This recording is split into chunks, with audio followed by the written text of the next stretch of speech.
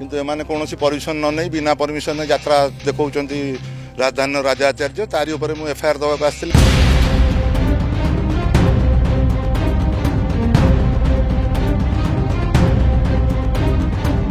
नमस्कार समाज crime capital को स्वागत करुछु प्रदीप।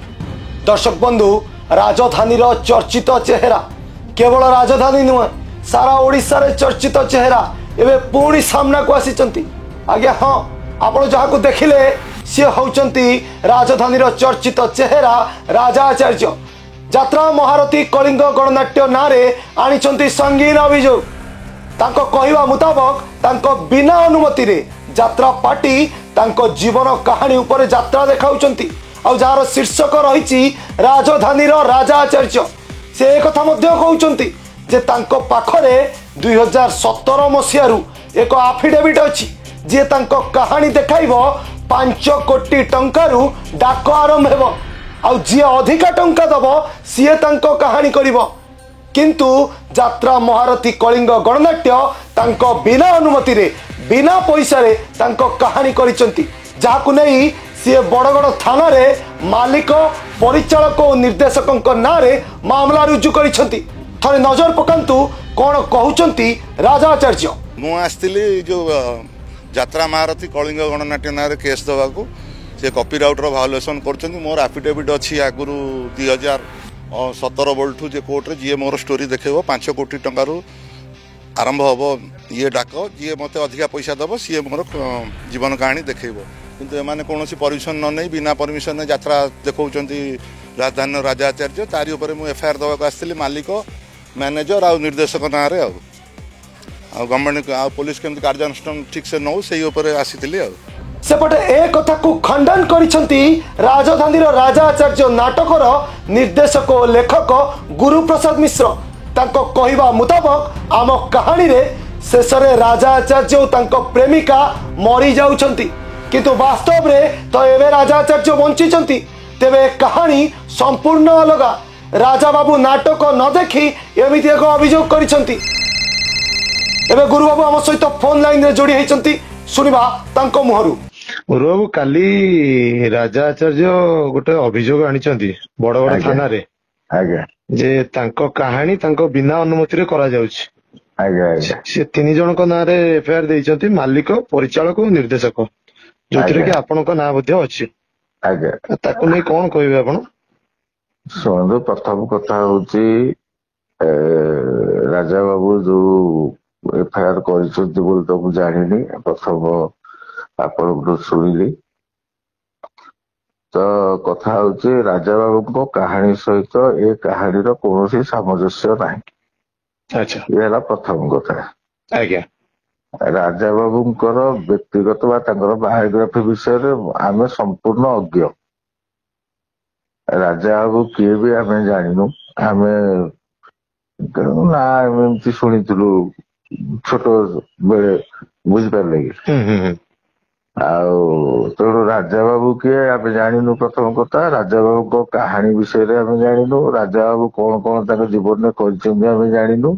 यह एक संपूर्ण काल्पनिक कथा टिके बुझी पारले। अच्छा आमर जो कहानी अच्छी आप से केस कर भल कथा एफआईआर कर से कोर्ट रे चैलेंज करेंगे। चैलेंज कले आम स्क्रिप्ट नहीं आम कोर्ट रे थोदेबू है कोर्ट जहाँ विचार कर सी तो अलग कथा है किंतु यह एक संपूर्ण माने तांकर जो केस सहित ए नाटक कौन सामंजस्य ना यहाँ हूँ माने एफआईआर तो संपूर्ण भित्तिहीन कहीं ना सीए तांकु जदि लागुथुबो तांको कहानी शुणु आमे जेतेबेले गोटे हमर गोटे डिस्क्लेमर देइछु हैला कि डिस्क्लेमर रे आमे लिखिछु लिखिबार कथा बा लिखिछु आमे तो प्रथम कहानी करिसे बा तांकर जो नाटक परिवेशन करते एलईडी रे बाजुची जे राजा आचार्य राजधानी राजा आचार्य नाटक सहित कौन व्यक्ति कौन गोष्ठी कौन जाति कौन वर्णर कौन सामंजस्य ना कहीं यह हूँ एक काल्पनिक तथ्य काल्पनिक गल्प है। मुताबक गोटे आफिडेविट अच्छी 2017 बेलू जी कहानी देखो 5 କୋଟି ଟଙ୍କାରୁ ଆରମ୍ଭ ହବ ଡାକରା। ନାଇଁ ଆଗେ ତାଙ୍କ କାହାଣୀ ଆମେ ଟୋଟାଲି ସେ କୋର୍ଟରେ ଚ୍ୟାଲେଞ୍ଜ କରିବେ ନା, ଆଉ କୋର୍ଟ କଣ ବିଚାର କରିବ ନା। ତାଙ୍କ କାହାଣୀ ସହିତ ଏଇ ନାଟକର କିଛି ସାମଞ୍ଜସ୍ୟ ନାହିଁ। ସମ୍ପୂର୍ଣ୍ଣ ଅଲଗା କାହାଣୀ, ଇଏ ସମ୍ପୂର୍ଣ୍ଣ ଅଲଗା କାହାଣୀ, ଇଏ ସମ୍ପୂର୍ଣ୍ଣ ଅଲଗା କାହାଣୀ। ଇଏ ତାଙ୍କ କାହାଣୀ ସହିତ କୌଣସି ମାନେ ମତଲବ ଏ ନାଟକରେ କିଛି ନାହିଁ। ଆଜ୍ଞା ହେଲା କି ଯିଏ କୋର୍ଟ ବି ବିଚାର କରିବେ, ମାନ୍ୟବର ଜଜ ଯେତେବେଳେ ବିଚାର କରିବେ ସିଏ ବି ଜାଣିପାରିବେ ଏ ବିଷୟରେ, କିଛି ଅସୁବିଧା ନାହିଁ ଏଥିରେ। ଏବେ ଏ କଥା ମଧ୍ୟ ଉଠୁଛି ଗୁରୁ ବାବୁ ଯେ ଯେତେବେଳେ ହାଇଦରର କାହାଣୀ ବି ଲୋକଙ୍କ ମନକୁ ଛୁଇଁଛି, ସେତେବେଳେ ସେମିତି କିଛି ଅନୁମତି ନିଆଯାଇଥିଲା କି?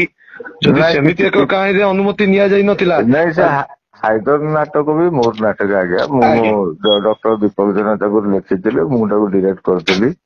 ହେଲା କି ହାଇଦର କେବଳ ଗୋଟେ ନାଁ, ହେଲା କି ହାଇଦର ଚରିତ୍ର ସହିତ ହାଇଦର ଯୋଉ ବାବୁ ଥିଲେ କେନ୍ଦ୍ରାପଡାରେ ବା ଯୋଉଠି ଥିଲେ ଆମେ ଯେତିକି ଶୁଣିଛେ, ହେଲା କି ତାଙ୍କର ପାରିବାରିକ କଥା ବା ତାଙ୍କର ବାୟୋଗ୍ରାଫି ସହିତ ହାଇଦର ନାଟକର କୌଣସି ସମ୍ପର୍କ ସାମଞ୍ଜସ୍ୟ ମାନେ ଛୁଞ୍ଚି ମୁନରେ ମୁନେ ବି ନଥିଲା, ହେଲା କି ସେମିତି ଏଇ ଯୋଉ ନାଟକ ରାଜା ଆଚାର୍ଯ୍ୟ କେବଳ ଗୋଟିଏ ସମ୍ପୂର୍ଣ୍ଣ କାଳ୍ପନିକ ଗଳ୍ପ, ହେଲା କି ଏମିତିଆ ରାଜା ଆଚାର୍ଯ୍ୟ ନାଟକ ସହିତ ରାଜା ଆଚାର୍ଯ୍ୟ ବାବୁଙ୍କର କୌଣସି ସାମଞ୍ଜସ୍ୟ ନାହିଁ। ଏଇଟା ହଉଛି ପୁରା ପିଓର କଥା। ଏ ନାଟକ ଯୋଉମାନେ ଦେଖିବେ, ଯଦି ଏଫଆଇଆର କରିଛନ୍ତି ବା କଣ କରିଛନ୍ତି, ହେଲା କି ସେ ଯାଇକି ଦେଖିବେ ନା, ନାଟକ ଦେଖିବେ, ନାଟକ ଯୋଉ ଜାଗାରେ ପଡୁଛି ସେ ଜାଗାରେ ଦେଖିବେ। ତାହେଲେ ଆପଣ କହିବା କଥା ନାଟକ ନ ଦେଖି ରାଜା ଆଚାର୍ଯ୍ୟ ଏମିତି ଗୋଟେ ଭିତ୍ତିହୀନ, ରାଜା ଆଚାର୍ଯ୍ୟ କେବଳ ଗୋଟିଏ ନାଁ। ଆମର ଟାଇଟେଲ ଯୋଉ ହେଇଛି ରାଜଧାନୀର ରାଜା ଆଚାର୍ଯ୍ୟ, ରାଜା ଆଚାର୍ଯ୍ୟ ଗୋଟେ ପର୍ସନ, ହେଲା କି ଓଡିଶାରେ ଯଦି ଆମେ ଖୋଜିବା ବର୍ତ୍ତମାନ 1000 କି 10,000 କି 20,000 ରାଜା ଆଚାର୍ଯ୍ୟ ବାହାରି, ହେଲା କି ଭାରତ ବର୍ଷରେ ଯଦି ଖୋଜିବା ରାଜା ଆଚାର୍ଯ୍ୟ ନାମଧାରୀ ଲକ୍ଷାଧିକ ଟପିବେ, ହେଲା କି। ତେଣୁ ବ୍ୟକ୍ତିଗତ ଯଦି ଆମେ ତାଙ୍କର ବାୟୋଗ୍ରାଫି କରିଥାନ୍ତୁ ତାହେଲେ ଆମର ତାଙ୍କର ପରମିଶନ ନବାର ଥିଲା। ଯେମିତି ଗୋଟେ ମନେ ପଡୁନି ଅକ୍ଷୟ ମହାନ୍ତିଙ୍କ ଉପରେ ବାୟୋଗ୍ରାଫି କରିବାର ଥିଲା ତାଙ୍କର, ଗୋଟେ ତାଙ୍କ ଭିତରେ କଣ୍ଟ୍ରୋଭର୍ସି ହେଇଥିଲା। ଆମେ ଯଦି ବାୟୋଗ୍ରାଫି କରିବା ତାଙ୍କର ଏକ୍ଜାକ୍ଟ ଜିନିଷ ତାଙ୍କ ସହିତ ନ ବସିଲେ ତାଙ୍କ ବାୟୋଗ୍ରାଫି କେମିତି କରିବ ଆପଣ, ହେଲା କି। ତାପରେ ଆମର କୌଣସି ମାନେ ନାହିଁ ତାଙ୍କ ବାୟୋଗ୍ରାଫି ଆମେ କାହିଁ କରିବୁ। ତାହେଲେ ଆପଣଙ୍କୁ କଣ ଲାଗୁଛି ଗୁରୁ ବାବୁ, ଏଭଳି ଗୋଟେ ଏଫଆଇଆର କରିବା ପଛରେ ରାଜା ଆଚାର୍ଯ୍ୟଙ୍କର କଣ ଉଦ୍ଦେଶ୍ୟ ଥାଇପାରେ? ସେଟା ସିଏ ଜାଣିଥିବେ, ସେ ରାଜା ବାବୁ ଜାଣିଥିବେ ତାଙ୍କର କଣ ଆଭିମୁଖ୍ୟ ରହିଛି ସେ ବିଷୟରେ ମୁଁ ଅବଗତ ନୁହେଁ। କିନ୍ତୁ ଆମେ ଆମ କଥାରେ ଏତିକି କହିବୁ, ଏଥିରେ କୌଣସି ଅସୁବିଧା ହିଁ ନାହିଁ। ଆମେ ଯୋଉ ନାଟକ କରିଛେ ଆଉ ଏଥିରେ ତାଙ୍କର କୌଣସି ସାମଞ୍ଜସ୍ୟ ନାହିଁ। ତାଙ୍କ ସହିତ ବା ତାଙ୍କ ବାୟୋଗ୍ରାଫି ସହିତ, ତାଙ୍କ ପରିବାର ସହିତ, ତାଙ୍କର ଅତୀତରେ ଘଟି ଯାଇଥିବା ସମସ୍ତ ଘଟଣା ସହିତ ୟାର କୌଣସି ମାତ୍ର ଲିଙ୍କ ନାହିଁ। ଆଚ୍ଛା, ଠିକ ଅଛି ରାଜା ବାବୁ। ରାଜା ବାବୁ ଆମେ ଏଇ ଯୋଉ ଗୁରୁ ବାବୁ ଆମେ ଦେଖୁଛୁ ଯେମିତି କି ଆପଣଙ୍କର ହାଇଦର ହଉ, ରାଜଧାନୀର ରାଜା ଆଚାର୍ଯ୍ୟ ହଉ, ଆପଣ ଟିକେ ଏଇଭଳି କାହାଣୀକୁ ଟିକେ ବେଶୀ ଭଲ ପାଉଛନ୍ତି, ଲୋକ ମଧ୍ୟ ଆପଣଙ୍କୁ ଭଲ ପାଇବା ଦଉଛନ୍ତି। ଜମା ଆଜ୍ଞା ମୁଁ ସେଇଭଳିଆ କାହାଣୀ ବେଶୀ ଭଲ ପାଇବା କଥା ନୁହେଁ। ମୁଁ ବି ଆଜ୍ଞା ତୁ ବୋଧେ ମୋ ଭାଗ୍ୟରେ ନାହିଁ ନାଉ କରିଛି, ବେଶ ପ୍ରଶଂସା ଚାହୁଁଛି, ହେଲା କି। ମୁଁ ଫ୍ୟାମିଲି ଡ୍ରାମା କରିବା ପାଇଁ ଭଲ ପାଏ। ମୁଁ କ୍ରାଇମ, ଆପଣ ଦେଖନ୍ତୁ Haider not a crime drama. Haider purely family, ମା ପୁଅ ଭାଇ ପ୍ରେମିକା ଏଇମାନଙ୍କୁ ନେଇକି ହେଇଛି। ରାଜା ଆଚାର୍ଯ୍ୟ ସେମିତି ବାପା ମା ଭାଇ ଭଉଣୀ ପ୍ରେମିକା ଏଇମାନଙ୍କୁ ନେଇ ସାଙ୍ଗ ଏଇମାନଙ୍କୁ ନେଇକି ହେଇଛି। ମୁଁ କମ୍ପ୍ଲିଟ ଫ୍ୟାମିଲି ଡ୍ରାମା କରିବା ପାଇଁ ଭଲ ପାଏ ଏବଂ ଫ୍ୟାମିଲି ଡ୍ରାମା ଭଲ ଗପଟେ ମିଳିଲେ, ହେଲା କି ମୁଁ ତାକୁ ମତେ ଯଦି ଗୋଟେ ଆପଣ କ୍ରାଇମ ଡ୍ରାମା ବି ଦେବେ, କ୍ରାଇମ ଷ୍ଟୋରିଟେ ଦେବେ, ମୁଁ ତାକୁ ଫ୍ୟାମିଲିରେ କନଭର୍ଟ କରିବି, ହେଲା କି। ମୁଁ ଏଇଟା ଫ୍ୟାମିଲି ଡ୍ରାମା, କାରଣ ଓଡିଶାର 4.5 କୋଟି ଦର୍ଶକ ଯୋଉ ମାନେ ରହିଛନ୍ତି ସେମାନେ ଓଡିଶାର ପରମ୍ପରା, ଓଡିଶାର କଥା, ଓଡିଶାର ଭାଷା, ଓଡିଆ ସଂସ୍କୃତିକୁ ଦେଖିବା ପାଇଁ ଭଲ ପାଆନ୍ତି। ମୁଁ ସେଇଥିପାଇଁ ସବୁବେଳେ ଚେଷ୍ଟା କରେ, ମୋର ପ୍ରତ୍ୟେକ ନାଟକରେ ମୋ ନାଟ୍ୟକାରଙ୍କ ସହିତ ଆଲୋଚନା କରେ, ଆଉ ପ୍ରଯୋଜକଙ୍କ ସହିତ ଆଲୋଚନା କରି ଏକ ସମ୍ପୂର୍ଣ୍ଣ ଶିକ୍ଷଣୀୟ ଡ୍ରାମା କରିବା ପାଇଁ ଚେଷ୍ଟା କରେ। ଆପଣ ଦେଖୁଥିବେ ଏ ବର୍ଷ ତୁ ବୋଧେ ମୋ ଭାଗ୍ୟରେ ନାଉ ଗୋଟେ ନାଟକ ହେଇଛି, ତାର ସଫଳତା କେତେ ବିଫଳତା କେତେ ଆପଣଙ୍କୁ ମୋ କହିବା ଧୃଷ୍ଟତା ହବ। ବେଶ ପ୍ରଶଂସା ସାଉଁଟୁଛି, ଦର୍ଶକଙ୍କ ଆଦୃତ ଲୋକାଦୃତ ହେଇପାରିଛି ଏମିତି ଏକ କାହାଣୀ, ସମସ୍ତେ କାନ୍ଦୁଛନ୍ତି ସେ କାହାଣୀରେ। କିନ୍ତୁ ଆପଣ ଯେମିତି କି କହିଲେ କି ଗୋଟେ କ୍ରାଇମ ଷ୍ଟୋରି ଆମକୁ ଦେଲେ ଆମେ ତା ଉପରେ ପୁରା ସାଙ୍ଗେ ସାଙ୍ଗେ ଗୋଟେ କାହାଣୀ ବନେଇ ଦେଇ ପାରିବୁ। ନାଇଁ ଆମେ ନୁହେଁ, ମୁଁ ମୋର ବ୍ୟକ୍ତିଗତ ଚେଷ୍ଟା କରେ ଯେ ମୁଁ ସେଟାକୁ ତାକୁ ଗୋଟେ କେମିତି ଫ୍ୟାମିଲି ଡ୍ରାମାରେ କନଭର୍ଟ, ଯେମିତି ବାପା ମା ଭାଇ ଭଉଣୀ ସ୍ୱାମୀ ସ୍ତ୍ରୀ କେମିତି ଗୋଟେ ପାରିବାରିକ କାହାଣୀକୁ କନଭର୍ଟ କରିହବ, ସମସ୍ତେ ବସି ଦେଖିପାରିବେ। ନଥିବ ରେପ ନଥିବ, ଏଇ ଯୋଉ ଜିନିଷ ଗୁଡାକ ଲୋକଙ୍କ ଉପରେ ଖରାପ ପ୍ରଭାବ ପକଉଛି, ତାକୁ ବି ଆମେ ରଖୁଛୁ, ବାଧ୍ୟ ହେଇକି ରଖାଯାଉଛି ଯାତ୍ରାରେ। ଯେହେତୁ ଯାତ୍ରା ଗୋଟେ ବର୍ତ୍ତମାନ ବି କମର୍ସିଆଲ ପର୍ପସ ଯାତ୍ରା ହେଇଗଲାଣି, ତେଣୁ ତାକୁ ବି ରଖିବାକୁ ପଡୁଛି। ଏଇ ରାଜଧାନୀର ରାଜା ଆଚାର୍ଯ୍ୟ ପଛରେ ସେମିତି ଗୋଟେ କ୍ରାଇମ କାହାଣୀ ନାହିଁ ତ?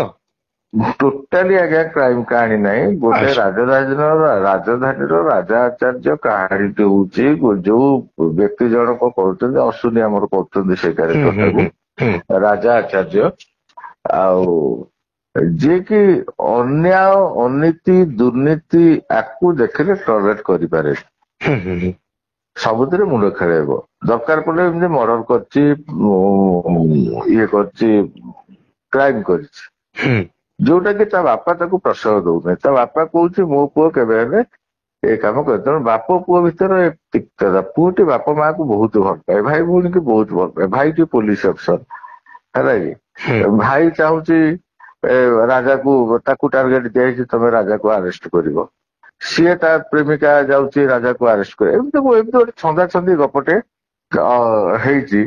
ଶେଷରେ ରାଜା ଆଚାର୍ଯ୍ୟକୁ ତା ବାପା ଗୁଳି କରିଦଉଛି ହେଲା କି। ଆପଣଙ୍କ କହିବା ମୁତାବକ ଯଦି ବାୟୋଗ୍ରାଫି ହେଇଥାନ୍ତା ତାହେଲେ ତ ରାଜା ଆଚାର୍ଯ୍ୟ ମରି ସାରିଥାନ୍ତେ, ଆଉ ରାଜା ଆଚାର୍ଯ୍ୟ ଜୀବିତ ହେଇକି ଅଭିଯୋଗ କେମିତି ଆଣିବେ?